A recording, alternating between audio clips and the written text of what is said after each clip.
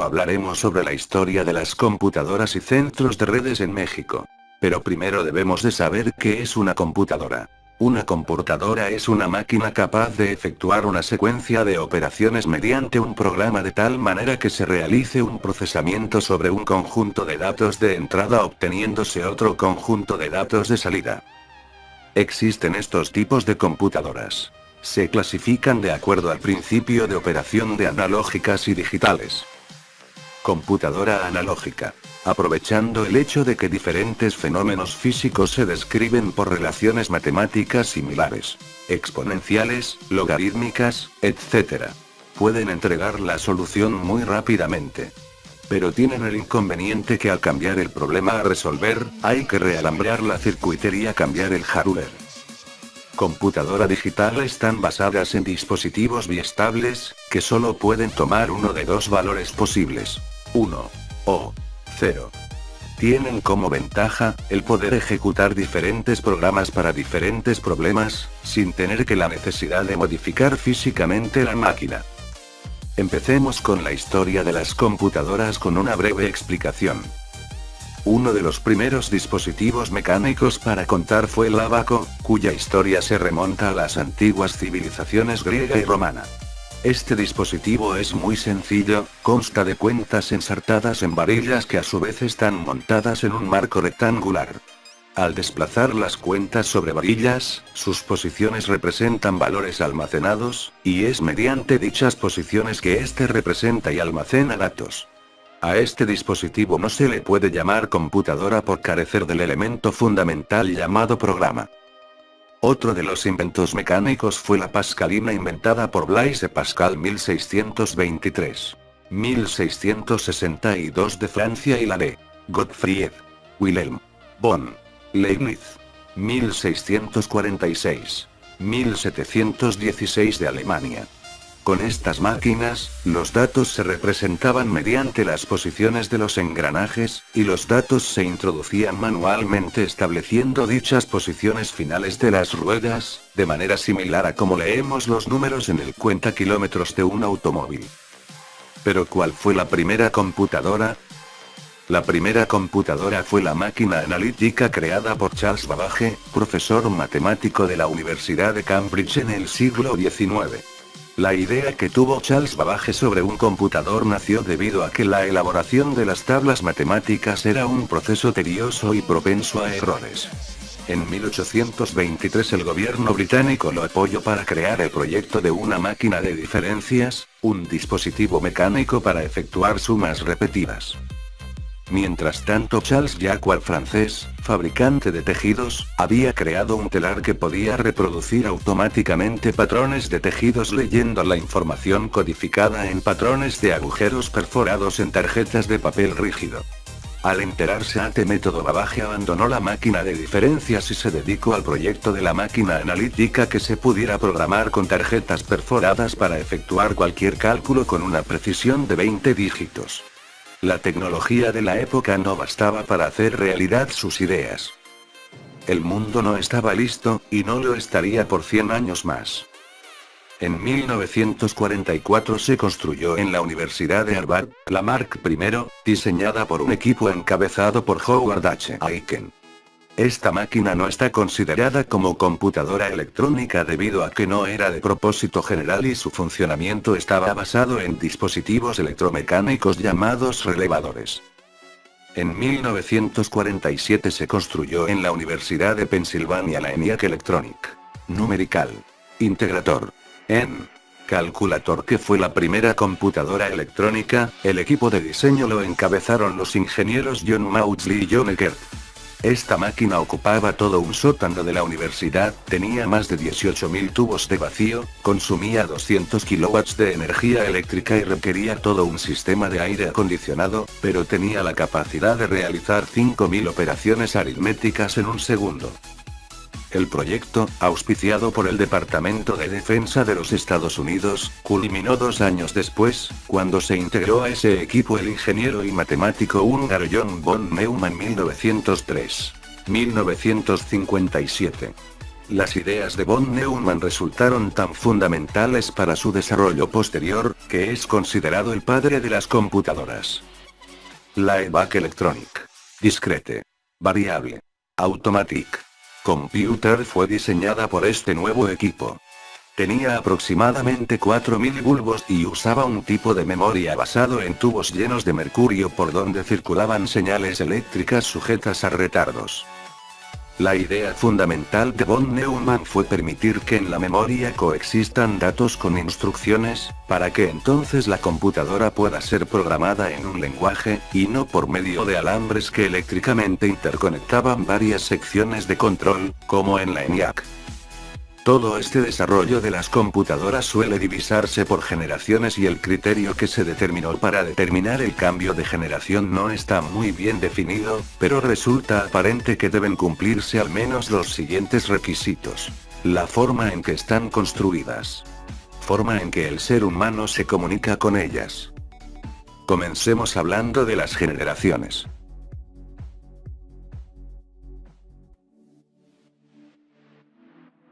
Primera generación. En esta generación había un gran desconocimiento de las capacidades de las computadoras, puesto que se realizó un estudio en esta época que determinó que con 20 computadoras se saturaría el mercado de los Estados Unidos en el campo de procesamiento de datos. Esta generación abarcó la década de los 50. Y se conoce como la primera generación. Estas máquinas tenían las siguientes características. Estas máquinas estaban construidas por medio de tubos de vacío. Eran programadas en lenguaje de máquina. En esta generación las máquinas son grandes y costosas de un costo aproximado de cientos de miles de dólares. En 1951 aparece la UNIVAC, fue la primera computadora comercial, que disponía de 1000 palabras de memoria central y podían leer cintas magnéticas. Se utilizó para procesar el censo de 1950 en los Estados Unidos. En las dos primeras generaciones, las unidades de entrada utilizaban tarjetas perforadas, retomadas por Herman Miller en 1860. 1929, quien además fundó una compañía que con el paso del tiempo se conocería como IBM International Business Machines. Después se desarrolló por IBM la IBM 701, de la cual se entregaron 18 unidades entre 1953 y 1957. Posteriormente, la compañía Remington Rand fabricó el modelo 1103, que competía con la 701 en el campo científico, por lo que la IBM desarrolló la 702, la cual presentó problemas en memoria. Debido a esto no duró en el mercado. La computadora más exitosa de la primera generación fue la IBM 650, de la cual se produjeron varios cientos. Esta computadora, que usaba un esquema de memoria secundaria llamado tambor magnético, que es el antecesor de los discos actuales. Otros modelos de computadora que se pueden situar en los inicios de la segunda generación son la UNIVAC 80 y 90, las IBM 704 y 709, Burroughs 220 y UNIVAC 1100.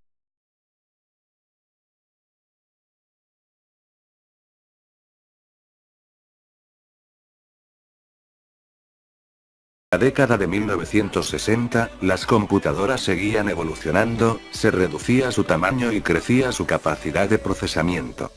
También en esta época se empezó a definir la forma de comunicarse con las computadoras, que recibía el nombre de programación de sistemas.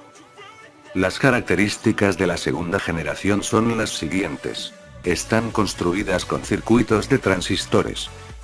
Se programan en nuevos lenguajes llamados lenguajes de alto nivel. En esta generación las computadoras se reducen de tamaño y son de menor costo. Aparecen muchas compañías y las computadoras eran bastante avanzadas para su época, como la serie 5000 de Burroughs y la Atlas de la Universidad de Manchester. Algunas de estas computadoras se programaban con cintas perforadas y otras más por medio de cableado en un tablero.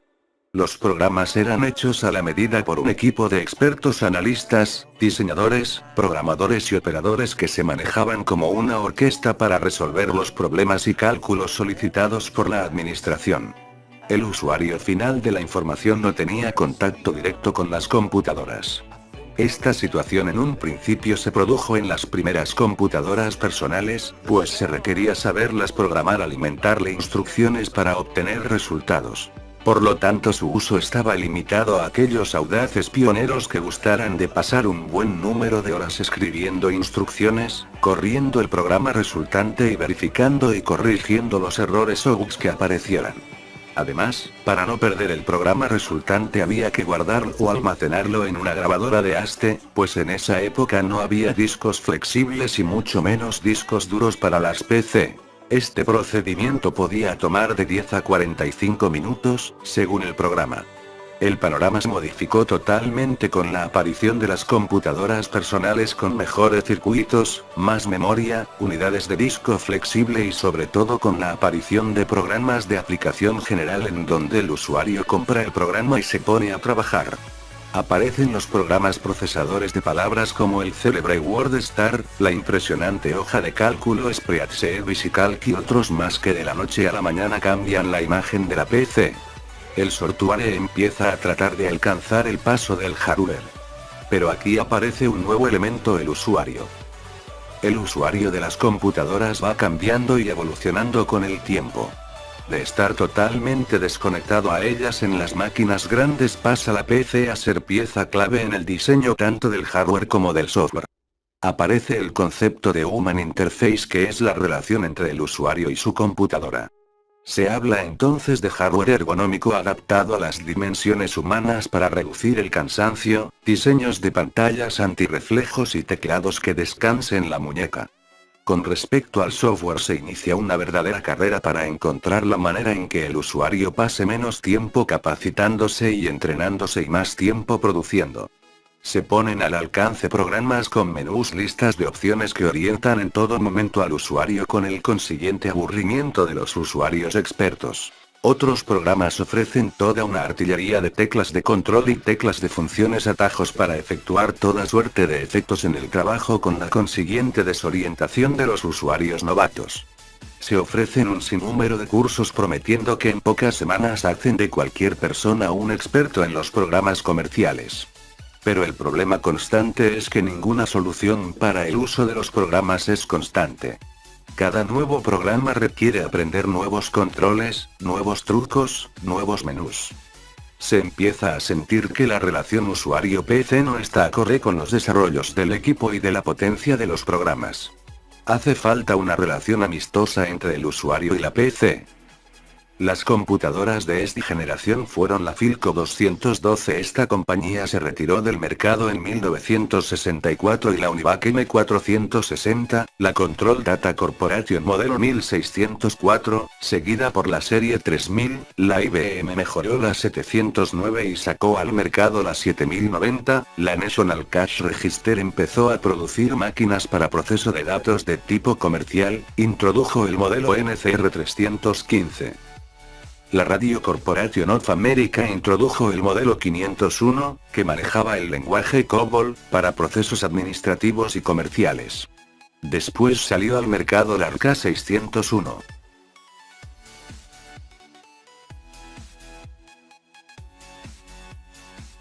Tercera generación.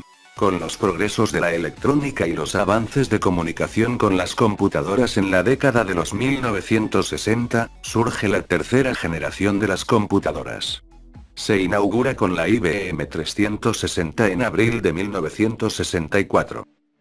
Las características de esta generación fueron las siguientes. Su fabricación electrónica está basada en circuitos integrados. Su manejo es por medio de los lenguajes de control de los sistemas operativos. La IBM produce la serie 360 con los modelos 20, 22, 30, 40, 50, 65, 67, 75, 85, 90, 195 que utilizaban técnicas especiales del procesador, unidades de cinta de 9 canales, paquetes de discos magnéticos y otras características que ahora son estándares. No todos los modelos usaban estas técnicas, sino que estaba dividido por aplicaciones. El sistema operativo de la serie 360, se llamó OS, que contaba con varias configuraciones, incluía un conjunto de técnicas de manejo de memoria y del procesador que pronto se convirtieron en estándares. En 1964 CDC introdujo la serie 6000 con la computadora 6600, que se consideró durante algunos años como la más rápida. En la década de 1970, la IBM produce la serie 370 modelos 115, 125, 135, 145, 158, 168. Univac compite son los modelos 1108 y 1110, máquinas en gran escala. Mientras que CDC produce su serie 7000 con el modelo 7600. Estas computadoras se caracterizan por ser muy potentes y veloces. A finales de esta década la IBM de su serie 370 produce los modelos 3031, 3033, 4341. Burroughs con su serie 6000 produce los modelos 6500 y 6700 de avanzado diseño, que se reemplazaron por su serie 7000. Honeywell participa con su computadora DPS con varios modelos. A mediados de la década de 1970, aparecen en el mercado las computadoras de tamaño mediano, o minicomputadoras, que no son tan costosas como las grandes, llamadas también como mainframes, que significa también gran sistema, pero disponen de gran capacidad de procesamiento. Algunas minicomputadoras fueron las siguientes: la PDP-8 y la PDP-11 de Digital Equipment Corporation, la VAX Virtual Address Extended de la misma compañía, los modelos Nova y Eclipse de Data General, la serie 3000 y 9000 de Hewlett-Packard con varios modelos, el 36 y el 34, la One y Honeywell Bull, Siemens de origen alemán, la IC fabricada en Inglaterra. En la Unión Soviética se utilizó la US Sistema Unificado, ya que ha pasado por varias generaciones.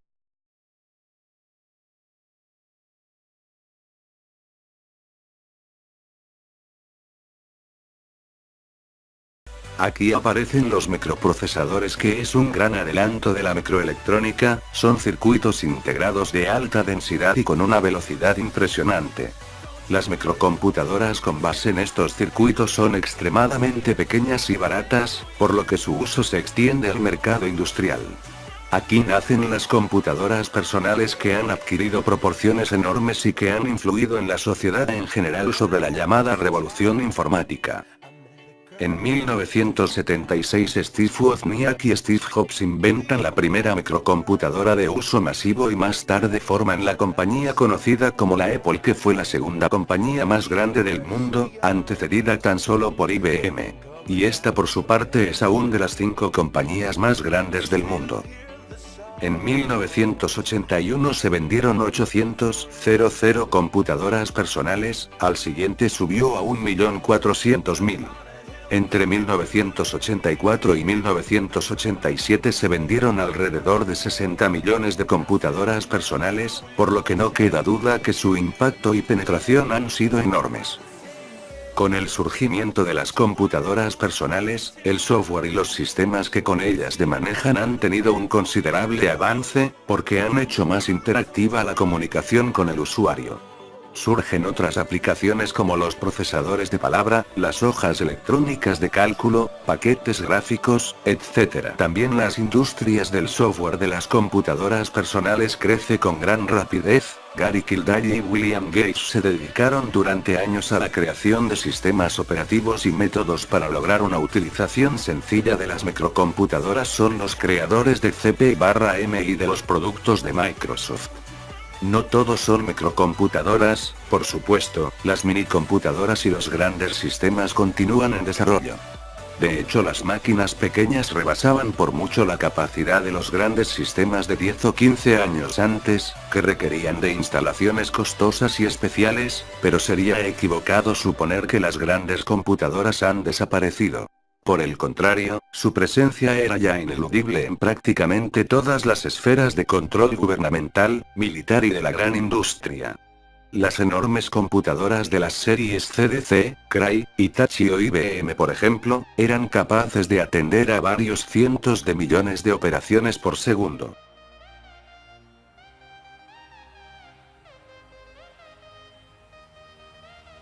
Quinta generación.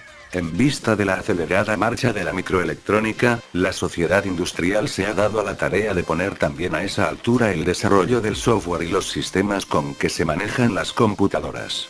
Surge la competencia internacional por el dominio del mercado de la computación, en la que se perfilan dos líderes que, sin embargo, no han podido alcanzar el nivel que se desea: la capacidad de comunicarse con la computadora en un lenguaje más cotidiano y no a través de códigos o lenguajes de control especializados. Japón lanzó en 1983 el llamado Programa de la Quinta Generación de Computadoras, con los objetivos explícitos de producir máquinas con innovaciones reales en los criterios mencionados. Y en los Estados Unidos ya está en actividad un programa en desarrollo que persigue objetivos semejantes, que pueden resumirse de la siguiente manera: procesamiento en paralelo mediante arquitecturas y diseños especiales y circuitos de gran velocidad. Manejo de lenguaje natural y sistemas de inteligencia artificial. El futuro previsible de la computación es muy interesante, y se puede esperar que esta ciencia siga siendo objeto de atención prioritaria de gobiernos y de la sociedad en conjunto.